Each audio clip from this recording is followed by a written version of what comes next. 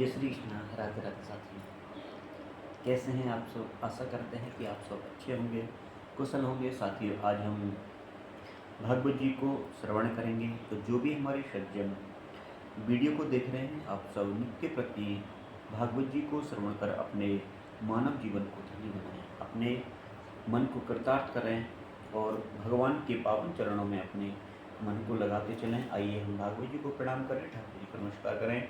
कृष्णाय वासुदेवाय हरे परमात्मने प्रणतः क्लेशनाशाय गोविंदाय नमो नमः।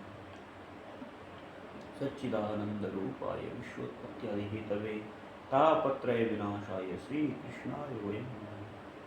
हरे कृष्ण कृष्ण कृष्ण हरे हरे, हरे राम राम राम हरे हरे। श्रीमद्भागवत महापुराण की जय। श्री कृष्ण कन्हैया लाल की जय। श्री राधा रानी सरकार की जय। जय श्री राधे श्याम।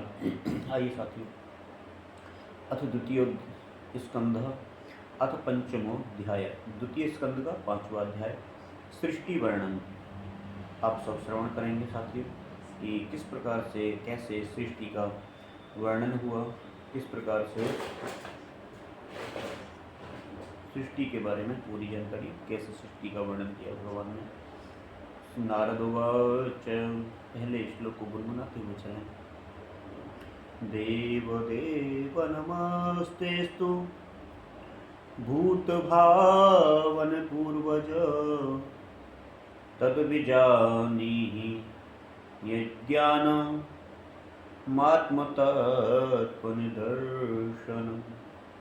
नारद जी ने पूछा कि पिताजी, आप केवल मेरे ही नहीं सबके पिता हैं, समस्त देवताओं से श्रेष्ठ एवं सृष्टि करता हैं। आपको मेरा प्रणाम है। आप मुझे वह ज्ञान दीजिए जिससे आत्म तत्व का साक्षात्कार हो जाए। पिताजी,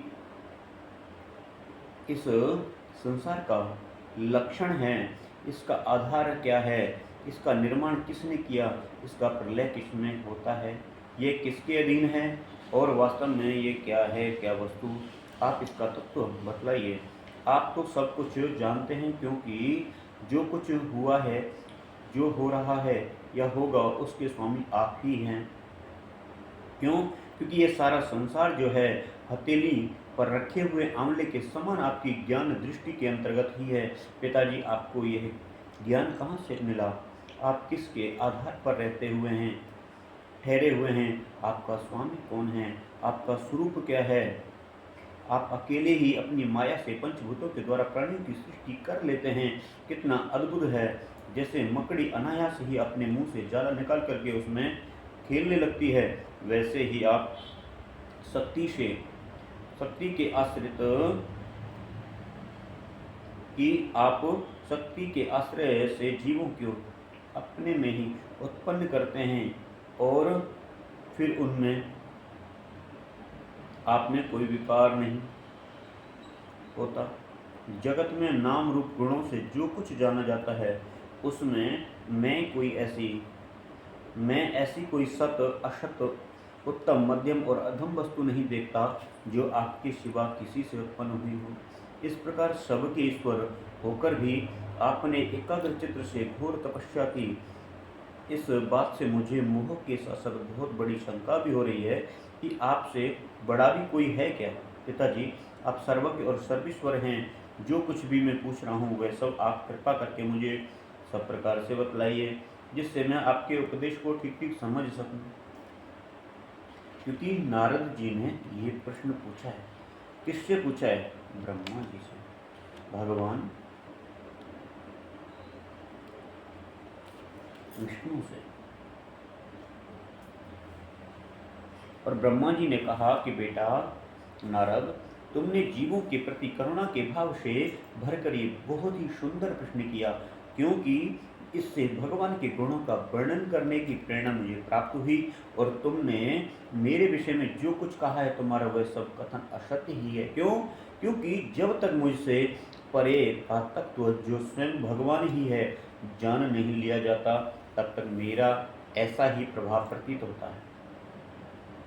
जैसे सूर्य, अग्नि, चंद्रमा, ग्रह, नक्षत्र और तारे उन्हीं प्रकाश से प्रकाशित होकर जगत में प्रकाश फैला रहे हैं, वैसे ही मैं उन्हीं स्वयं प्रकाश भगवान के चिंतन चिन्मय प्रकाश से प्रकाशित होकर के प्रकाशित कर रहा हूँ। इन भगवान वासुदेव की मैं वंदना करता हूँ और ध्यान भी उनकी दुर्जय माया से मोहित होकर लोग मुझे जगत गुरु कहते हैं। ये माया तो इनकी आंखों के सामने ठहरती ही नहीं, झेप कर दूसरे ही दूर से भग जाती है, परंतु संसार के अज्ञानी जन उसी से मोहित होकर के ये मैं हूँ, ये मेरा है, इसी प्रकार से बकते रहते हैं। क्योंकि भगवत स्वरूप नारद द्रव्य कर्म काल स्वरूप स्वभाव और कर्म जीव वास्तव में भगवान से भिन्न दूसरी कोई वस्तु नहीं है।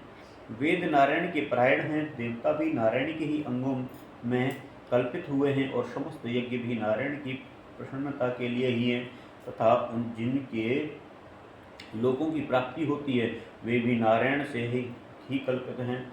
सब प्रकार के योग भी नारायण के प्राप्ति के ही हेतु हैं। सारी तपस्या नारायण की ओर से ही ले जाने वाली है। ज्ञान के द्वारा नारायण ही जाने जाते हैं।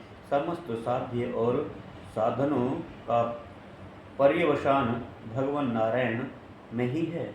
वे दृष्टा होते हुए भी ईश्वर हैं, स्वामी हैं, निर्विकार होने पर भी सर्वस्वरूप हैं। उन्होंने ही मुझे बनाया है और उनकी दृष्टि से ही प्रेरित होकर के मैं इनके इच्छा अनुसार सृष्टि रचना करता हूँ।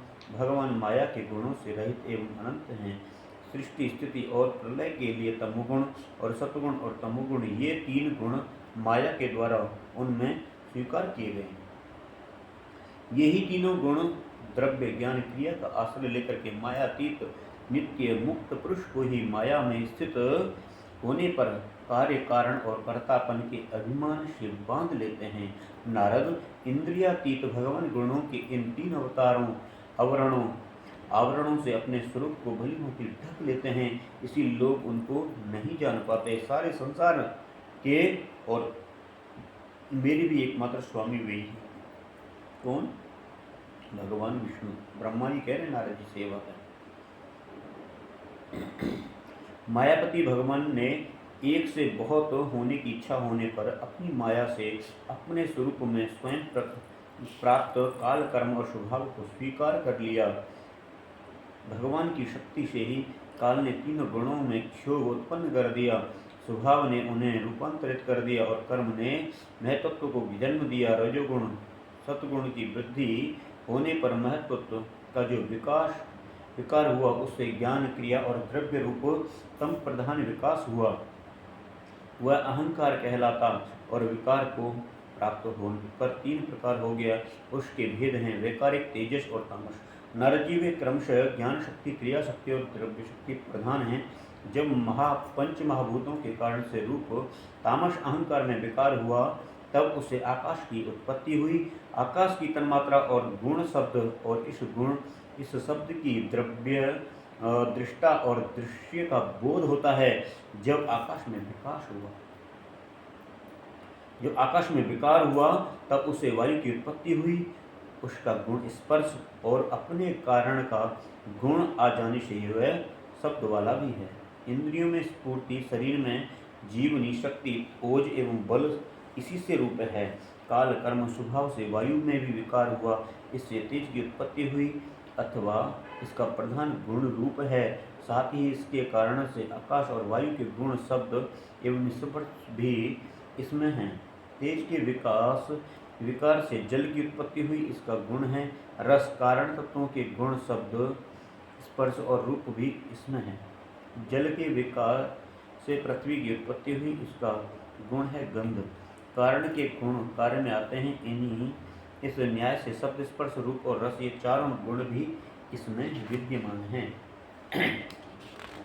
वैकारिक अहंकार से मन की और इंद्रियों के 10 अधिष्ठात्री देवताओं की भी उत्पत्ति हुई है। उनके नाम हैं दिशा, वायु, सूर्य, वरुण, अश्विनी कुमार, अग्नि, इंद्र, विष्णु, मित्र और प्रजापति। तेजस अहंकार के विकार से श्रोत्र, त्वचा, नेत्र, जिह्वा और घ्राण ये 5 ज्ञानेन्द्रिय और वाक, हस्त, पाद, गुदा और जन्नेन्द्रिय ये 5 कर्मेंद्रियां उत्पन्न हुई। साथ ही ज्ञान शक्ति, बुद्ध रूप, बुद्धि और क्रिया शक्ति रूप प्राण भी तेजस अहंकार से ही उत्पन्न हुए। श्रेष्ठ ब्रह्मविद जिस समय ये पंचभूत इंद्रिय मन और सत्व आदि तीनों गुणों परस्पर संगठित नहीं थे, तब अपने रहने के लिए भागों के सावधान रूप शरीर की रचना नहीं कर सकते। जब भगवान ने इन्हें अपनी शक्ति से प्रेरित किया, तब ये तत्व परस्पर एक दूसरे के साथ मिल गए और उन्होंने आपस में कार्य कारण भाव स्वीकार करके विष्टि समिष्टि रूप पिंड और ब्रह्मांड दोनों की रचना की। वह ब्रह्मांड रूप अंडा एक सहस्त्र वर्ष तक निर्जीव रूप से जल में पड़ा रहा। फिर काल कर्म और स्वभाव को स्वीकार करने वाले भगवान ने उसे जीवित कर दिया और उस अंडे को फोड़कर उसमें से वही विराट पुरुष निकला, जिसकी जंघा भुजा चरण नेत्र मुख और सिर सहस्त्रों की संख्या है।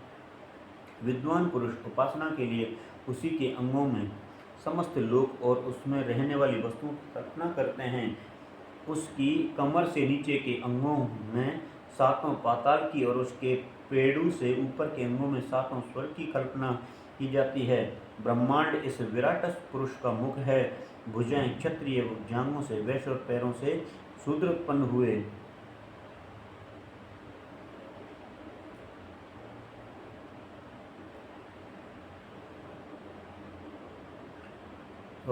पैरों से शूद्र उत्पन्न हुए। पैरों से लेकर के कटी पर्यंत सातों पाताल तथा भूलोक की कल्पना की जा गई। नाभि में भुवरलोक की, हृदय में स्वर्गलोक की और परमात्मा के वक्षस्थल में महतलोक की कल्पना की गई है।